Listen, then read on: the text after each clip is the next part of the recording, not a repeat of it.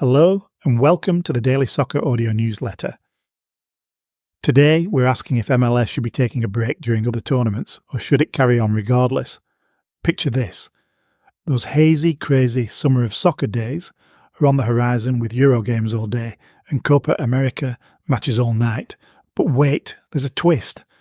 The two biggest continental tournaments are running simultaneously and MLS is playing through it all. Imagine starting your day with a hearty Georgia v Czech Republic breakfast and ending it with a late-night snack of Mexico v Jamaica.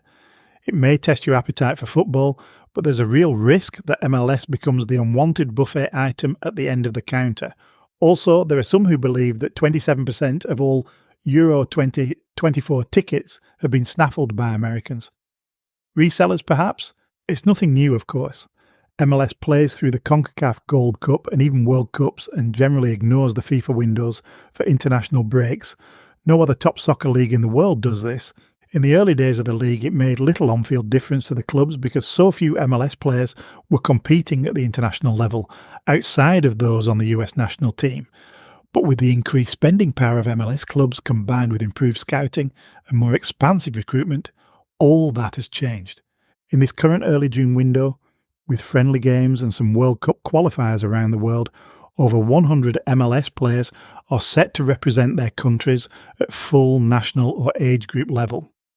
MLS has 29 clubs, but losing 100 players for this weekend's games is hardly an insignificant impact.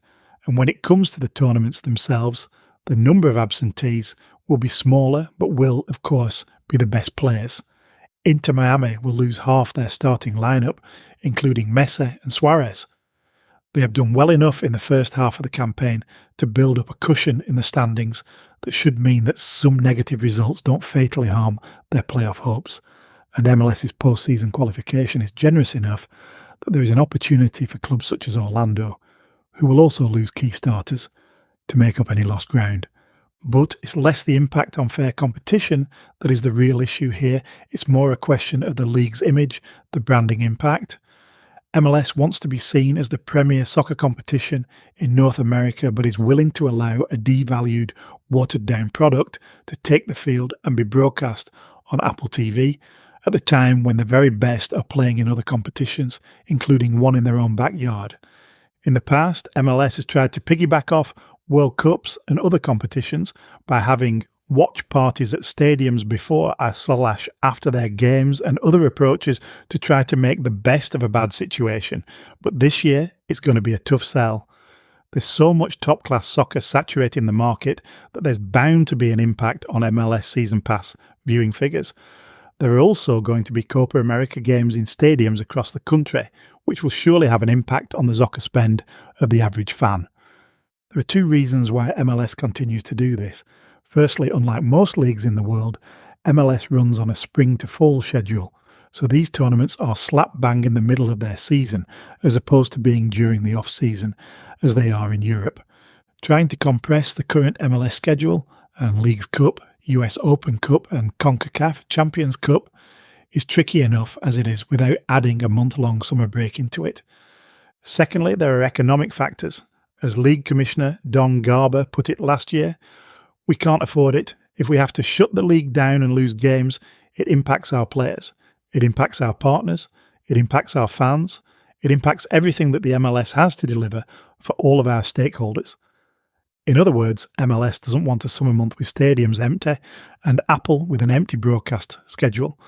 MLS is calculating that a weakened product is better than no product at all, but there is a price to pay for playing through Copa/Euros.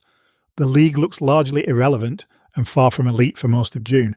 The problem is not going away. Next June will see two international tournaments held in the USA at the same time. The new expanded FIFA Club World Cup, with the best club sides in the world competing alongside the national team in action in the CONCACAF Gold Cup. Then in 2026, there is the World Cup itself. Garber has said that MLS will stop for the biggest show in the world. The 2026 World Cup is an entirely different animal. I can't imagine we're going to be playing games during the World Cup, but the economic impact of that is significant, he said. If there is a way to stop in 2026, then surely there was a way to do it this year and would be in 2025. The simplest solution is to reduce the number of games in the regular season. A more radical approach would be to switch to the Apertura stroke Clausura system of effectively 2 mini-seasons, one in spring and one in fall, which has been used in Mexico and some other leagues. The whispers we're hearing are that the latter option is very much on the table for 2026, but if the impact of the summer of soccer this year is as bad for MLS as we fear, don't be surprised if some push for that change to come in next year. Watch this space, and that's all for today, folks. Don't forget to like, share and subscribe to the Daily Soccer for more daily soccer insights. Cheerio!